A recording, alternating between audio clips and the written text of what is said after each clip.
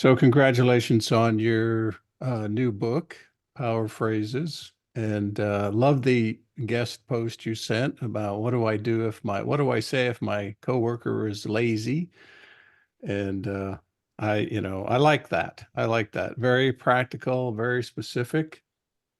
I'm first of all curious about what your hopes are for the book. Our hope, it's interesting, Dan. We've had so many people over the last couple of years just tell us, hey, conflict is getting worse and more stress. There's all of these dynamics that are happening that are hard to deal with, and people don't really have the tools to handle some of these new dynamics. And our research really shows that conflict is getting more escalated, and there's a different breed of conflict. And so our hope for the book is to give people some really practical ways to really lean in, to have the courage and confidence to have the conversations that they would rather avoid, and so that they can de-stress, have less stress at work, and better collaboration. Yes, yes. I see all kinds of different situations. Now, not only if I have a lazy coworker, but if my boss is a micromanager, if I have to say, I like this one, if I have to say no, especially to the boss, what are the ways to approach that? So let's just jump right in because I want to give some practical value to go along with your guest post. So how do I approach this saying no to the boss? That's always a super popular one. And it's so funny, Dan. We were debating about which guest post to write for you, and it was a bake off. But which would Dan's tribe like better? Would they want the say no or the lazy coworker? So we're glad we get to do both. So the saying no, when for undergirding all of these conversations or these four dimensions of effective conflict and collaboration, there's connection to one another as human beings. There's clarity about what's going on. Do we have a shared understanding? There's curiosity and looking for alternatives and perspectives. And then there's commitment of having a shared agreement going forward. And when you're saying no, especially to your boss, all four of these come into play. So we want to start anytime we need to potentially say no by connecting and saying yes to the human being in front of us, especially your boss, right? So I might start by saying, hey, boss, I hear what you're asking. And hey, I am completely, totally 100% in on what we're trying to achieve here. See where you're going with this idea. So I'm going to start by validating and making sure that I have heard what's going on and affirming that. Then I need to introduce some clarity. So, okay, boss, so what you're asking me is going to involve the following, and that's going to mean this, XYZ, in terms of delays on this project, what's a consequence here, whatever that looks like. And I am concerned about that because of the following impacts. And then you can share what those are from your perspective. So I've just introduced clarity. Now it's time to get curious. So here is an alternative way I'm thinking we might approach that. I can shift this priority. I can move this here. We can resource this differently, bring some other people, whatever you're thinking. And then going over to your back to your manager and saying, so what do you think? How does that look to you?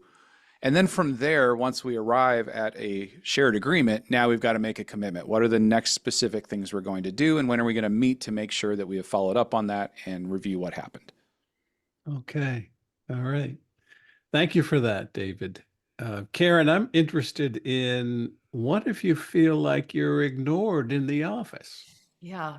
The first set of powerful phrases for when you're feeling ignored is to ask yourself, is there anything, what are you being ignored about that you care about?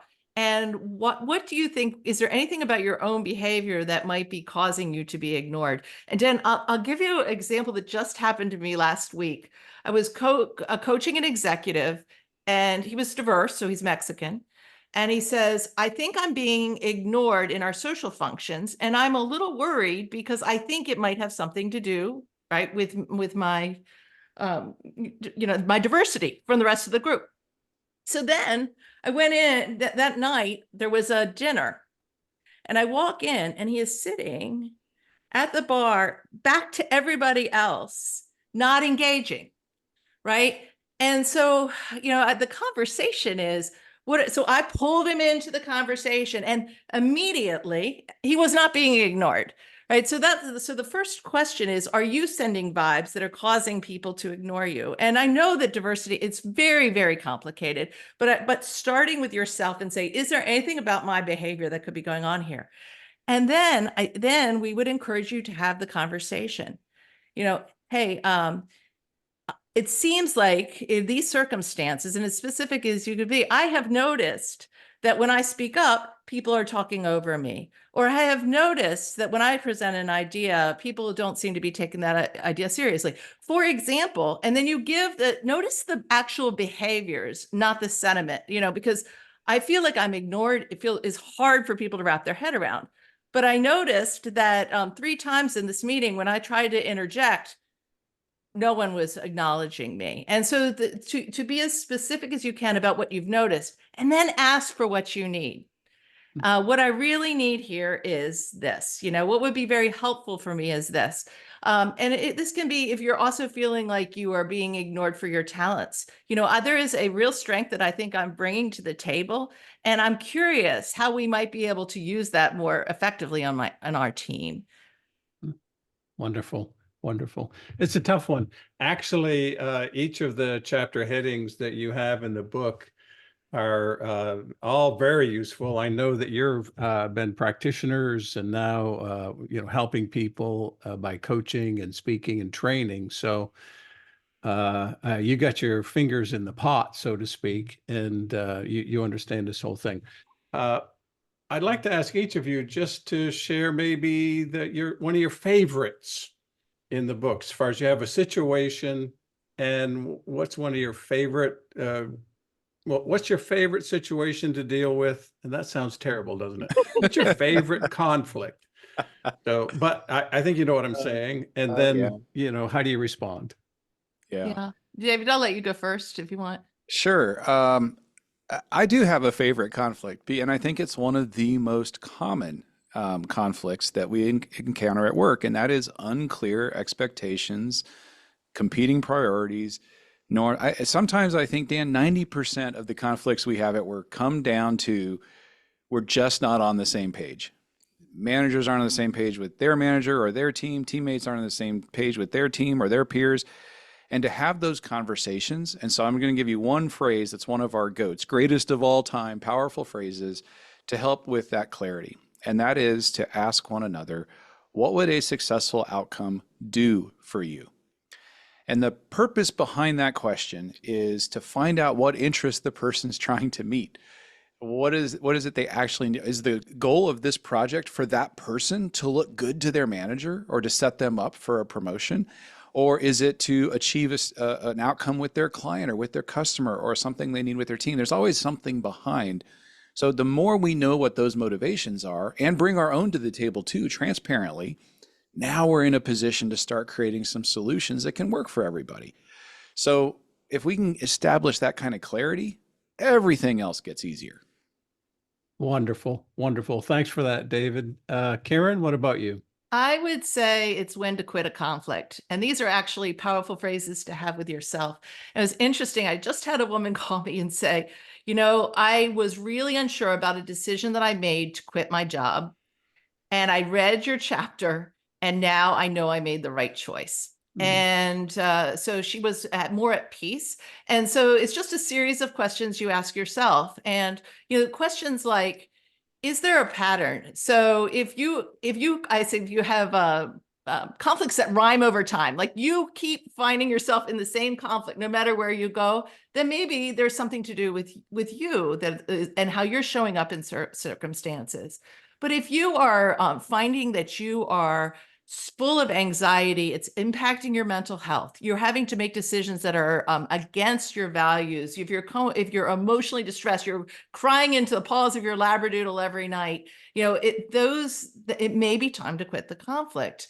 And what on the other side of that, how can you still stay true to your values, lean in, and then what are all the questions you could ask yourself too, which is, what's at stake if I stay, what's at stake if I leave? What are the benefits of both of these? And to understand that you have choices, because I think that's the other thing it was so tragic in the World Workplace Conflict and Collaboration Survey, where was all these deep examples of people who felt like they had to stay in truly toxic situations.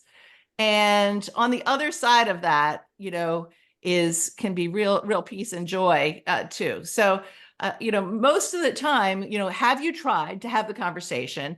Have you really examined what all the stakes and consequences? And then on the other side of that, if you really have tried and you are really miserable, maybe it is time to make a different choice. Wonderful. So the book is Power Phrases for Dealing with Workplace Conflict. I know we never have conflict, but just in case, you have some conflict, this book is going to be helpful for you. And all the different situations that are in the book and the power phrases and the explanations of laying groundwork and all of that is so, so useful. So how can people get in touch with you if they want to get in touch with you? Yeah, we are the Let's Grow Leaders is our website, and we have a blog.